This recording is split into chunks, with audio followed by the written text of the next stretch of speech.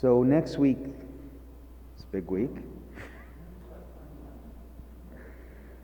And one of the things we talked about over the course of preparing for Rosh Hashanah at Bet Tikva this year is whether to have the full service or whether to abbreviate.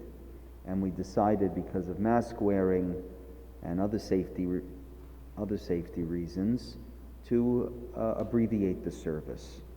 Not more than last year. It's actually probably going to be longer next year because we have a choir. But it'll be a slightly abbreviated service. So I figure, why not prepare a little bit for Rosh Hashanah with this smaller crowd gathered today. You're lucky you're here, because you're going to come into Rosh Hashanah next week with some explanation that I'm going to give today that I wouldn't have been able to offer next week because of time restrictions. And those on the live stream are also lucky to have a little bit of time to prepare for Rosh Hashanah. I want to focus and say a few words today, not about the Torah reading this week, but about the Torah reading next week. Both Torah readings on Rosh Hashanah. And ask a question that's sort of obvious if you pay attention to the chosen readings for Rosh Hashanah. Unlike the other holidays, where we're reading in the Torah the actual rules, the story perhaps, behind Pesach, Sukkot, Shavuot, even Yom Kippur, there's very little in the Torah about Rosh Hashanah. Almost nothing. So you can't have a Torah reading on the holiday itself that talks about the holiday itself. So instead, the tradition is we read the stories of the patriarchs. Both stories that we read on day 1 and day 2 of Rosh Hashanah concern the patriarch that you might have least expected to feature so prominently in a Torah reading that is supposed to be a really important Torah reading. This is the Torah reading next week that opens up the whole year. Rosh Hashanah proclaims the kingship of God. And yet we're reading two stories about Isaac. Isaac.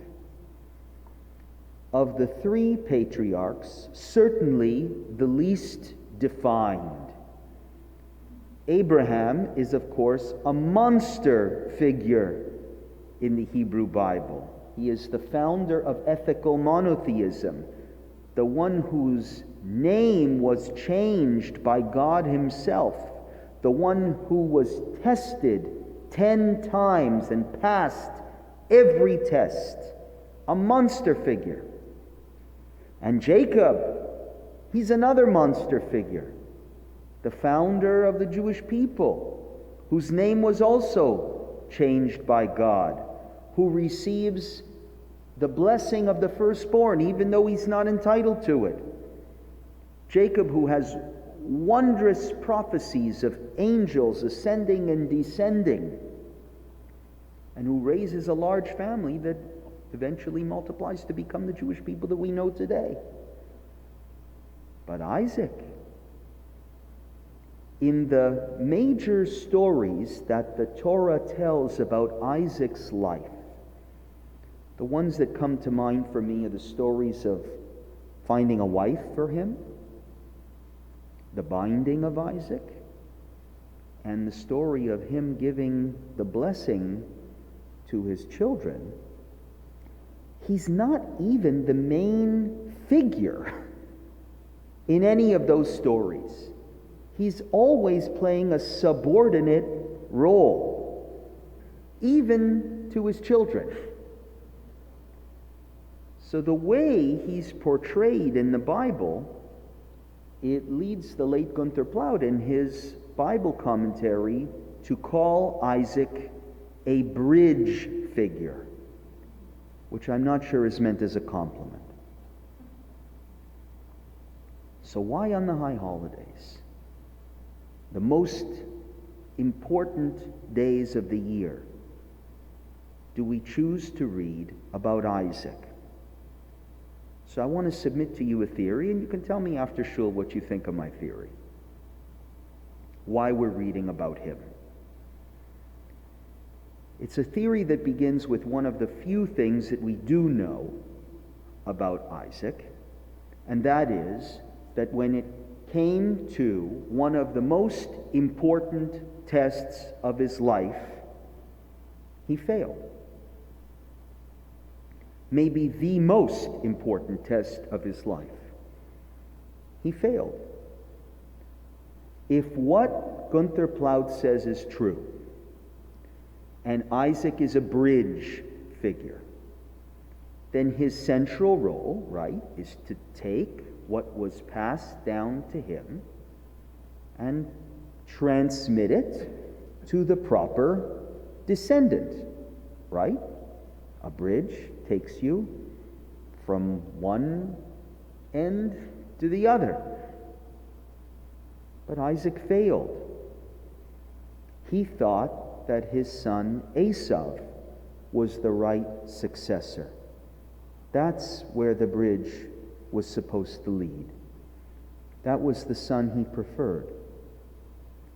It took Rivka to wake him up to reality in a bit of an underhanded way and show him that he had it wrong, that it was actually the younger son.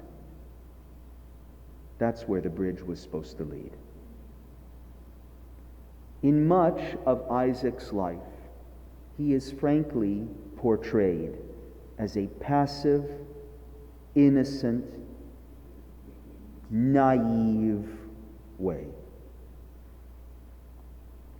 It's clear from the moment, actually, that he's brought up to the altar by his father, and you ask yourself, why doesn't he say anything? He doesn't fight back. I mean, your father is tying you up to an altar. Don't you have anything to say? Don't you protest? He is the only patriarch who doesn't once in the course of his life even have the courage to leave home. He never leaves Israel. He trusts Esau, who is a master at deception, and he even trusts Jacob, as Jacob was fooling him. Isaac displays a particular passive naivete that assumes, I think, that people always have good intentions, that nobody's out to hurt anybody else. And I think it's that attitude that leads him to make one of the biggest mistakes that almost happened in Jewish history. That central mistake of choosing the wrong child. But we're not reading about Isaac in light of a man who failed. Things get fixed. And I would suggest that it's not just that things get fixed because his wife orchestrates things, pulls the strings, and shows him the right path. But there's a particular verse in the Bible that suggests that at one point Isaac figures it out. Not just that he almost made a mistake, but figures out that his entire approach to the world, his whole passive, naive, subordinate nature is making him oblivious, is making him unable to fulfill what he is supposed to fulfill as a patriarch of the Jewish people. There's a verse right after Isaac encounters Esav after he had already given the blessing to Jacob, that says, Vayecherad Yitzchak chareda gdola ad me'od. When he sees what happened, that he gave the blessing to the younger and not to the older, he starts to tremble in a violent fit. Chareda gdola ad me'od. From just a basic reading, he's probably shooken up. But all the commentators, from the Midrash all the way up to the modern era, say Isaac, at that moment,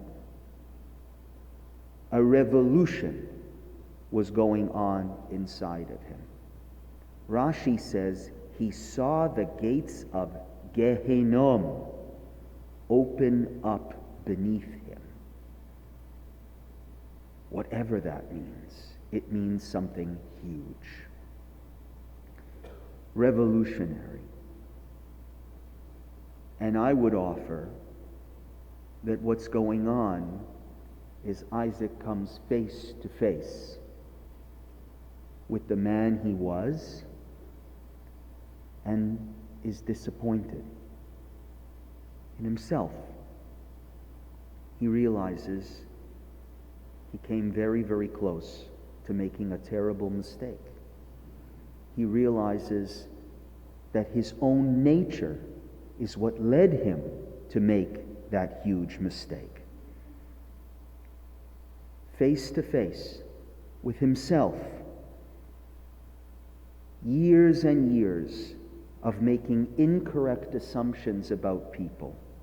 And at that moment, he begins to change.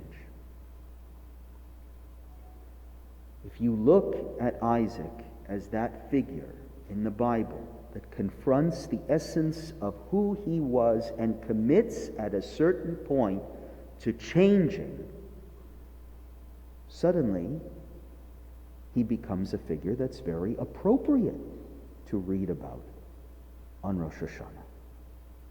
A very appropriate figure to talk about in the month of Elul. A very appropriate figure to look at as a model of tshuva. Somebody who realizes that their direction in life was mistaken and commits to changing. Isaac, who is there to motivate us, perhaps on Rosh Hashanah, to evaluate our life in the same way. According to Maimonides, what he does in facing his nature is more important than any other task we have in the month of Elul and on the high holidays. Some people think Elul is about looking at the mistakes that you may have made over the past year, people you may have wronged, relationships that have been harmed. And your job in Elul is to go and try and make peace wherever you can. But Maimonides says that's actually not the most important job. You can do that.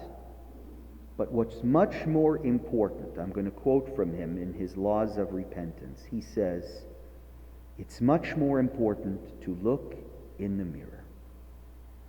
Focus on your character traits, such as excess, anger, animosity, jealousy, chasing money, honor, and lusting after food, than to focus upon random deeds and misdeeds. We forget that that's part of Elul and maybe the more important part. Not to look at the deeds and misdeeds, but just to look at ourselves. From one perspective, This is a much more daunting task, much more scary. To just go up to one person and say, I'm sorry I've hurt you. We've all done that before. Some of us have to do it a lot. And we know what to say. We know how to make things right. We know how to at least try. But to look at yourself and to say, like Isaac does, I am disappointed with where I've been led in life because of the person that I am. Because I get too angry. Because I care too much about money. Because I care too much about honor. Because I'm not putting my family first. That's a lot harder. It is really hard to admit that we're wrong. I'm not just talking about an argument. I'm talking about an approach towards life, a philosophy of living. You might even say, who we think we are. To face that and say, we're wrong. We live in an era where we are all masters of rationalizations and excuses. I don't have to face who I am because it's their fault. It's my parents' fault. So I don't have to change. It's just my nature. It's society's fault. They've turned me into this person that I regret becoming. Rationalizations and excuses get in the way. So much so that we see it all over social media and even in plain conversation. When somebody is convinced that they are right, it doesn't matter how many facts you give them. They don't care. Facts are irrelevant. They've invested so much in being right. There's nothing you can do to change their mind. And also, change is difficult because as we grow older, we get more comfortable in our own skin. We get attached to the routines and the behaviors that make up our lives. The way we go about our relationships, the way we walk through the world. Even if it's wrong, it's comfortable. We are the person that people already know us to be, so I don't need to change. This is an enormous task. And I think Isaac is being held up on Rosh Hashanah for his merit, to show us this is somebody who did it. He faced who he was. He realized he was being led down the wrong path. Vayecherad Yitzchak hareda gdola me'od. And he figured it out and changed. I would wager that everybody here, even though you know that it's an enormous task to change, if you look at your life, you would admit that you have changed. And not only that, but if I bet I would say to you, I bet that if I would say to you that in the coming year it is possible for you to change for the worse, you probably would all agree. If I said to you, it's possible for you to get meaner, it's possible for you to get more selfish, you would say, yeah, you know what, that's true. I could get worse. It's when I say, it's possible for you to get less angry. It's possible for you to get less mean, to become more generous, to become more tempered. Rabbi, it's very hard, I'm very set in my ways. This is just who I am. It's amazing. We all can be less angry. We all can be less hurtful. We all can be more kind. We all can. It is possible. We have a special phrase read in the Parsha this week just to throw it in our face that it's all possible. What's the most famous verse in the Parsha that we read this morning?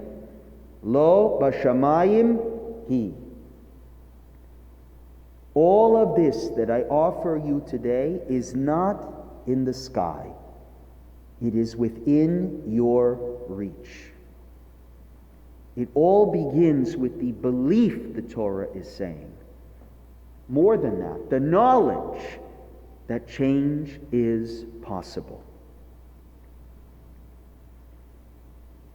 And it happens every day.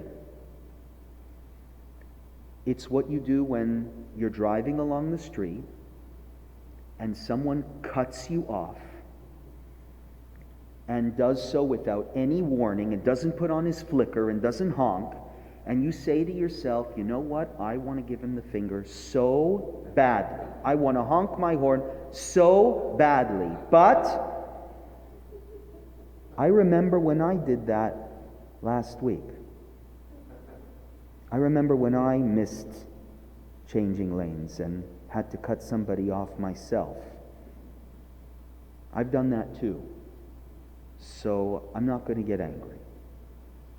I'll just keep driving. By the way, I think sometimes driving in Toronto reveals the core of our personality. If I spend the day with you driving around the city, I can figure out what character traits you're good at and bad at. It's a great test for who we are. So teshuvah, I think, is given to us as a grand theme, but it plays out in very non-dramatic, everyday sorts of ways. It is not always becoming a brand new person like Isaac does. Sometimes it's just becoming a better version of the people that we already are.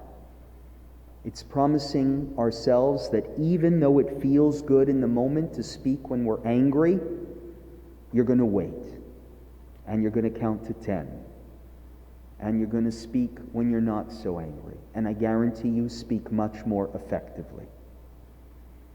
When you make these decisions every day, I'm going to try a little more, the arc of your life changes. Your soul grows, and you actually start to become a different person. So it's not that change is such an enormous task. It's just that we sometimes forget that it's possible. That's why I disagree with what Rabbi Plaut says about Isaac. I don't think he's just some bridge character. I think he's a hero. No less of a hero than his father, no less of a hero than his son. It's true, he didn't have as many accomplishments as they did. He's not as well developed a character in the Bible, but he had one major accomplishment that few people have the courage and the wisdom to do at all at any point in their lives. And that is, he came face to face with a mistaken philosophy of life and committed to change. He did that especially at an advanced age, where most of us believe you can't teach an old dog any new tricks. That's heroic. He changed himself It changed his whole view of the world. Now, what I wrote in brackets here is because of his wife. But that's a different sermon.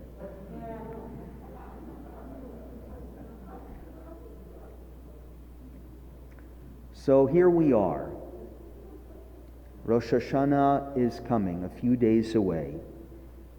The days when God has a book of life and death open before him. We are 18, 19 months into a terrible pandemic. This has been a crisis that continues to shake up our lives and challenge us in tremendous ways. It's devastating. But I think it has also helped us to evaluate life better. We see clearer.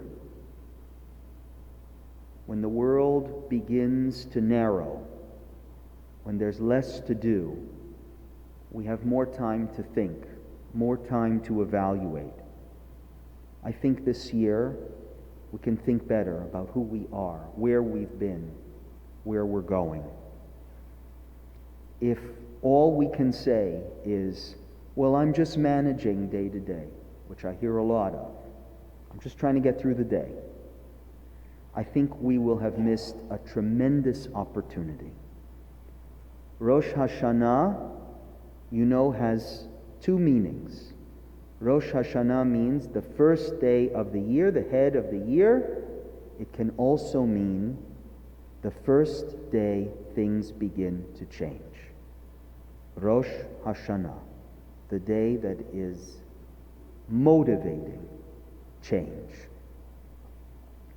So I hope we don't miss the opportunity. May these days help us to conquer our fears, to clarify our minds, to reevaluate priorities, not just to look at broken relationships, but to look deeply into the broken parts of our own personalities.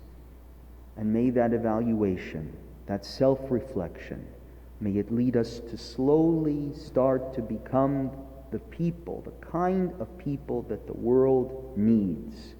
The world needs more kindness, less anger, more patience, less frustration, more openness. And may God crown all of our worthy efforts with success. I wish you all Shabbat Shalom and Lishana Tova Tikatevu V'Techatevu. Shabbat.